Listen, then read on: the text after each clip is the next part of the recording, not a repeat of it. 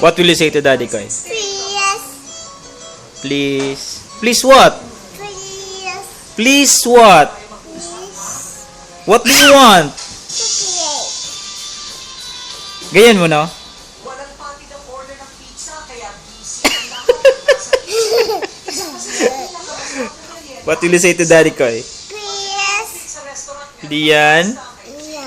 wants... 1, 2, 3, 4, 5. Okay, Daddy Koy will eat the 2 chocolate and you will eat 1 only, okay? Alright, Daddy Koy will eat these 2. Oh! Only 1 left.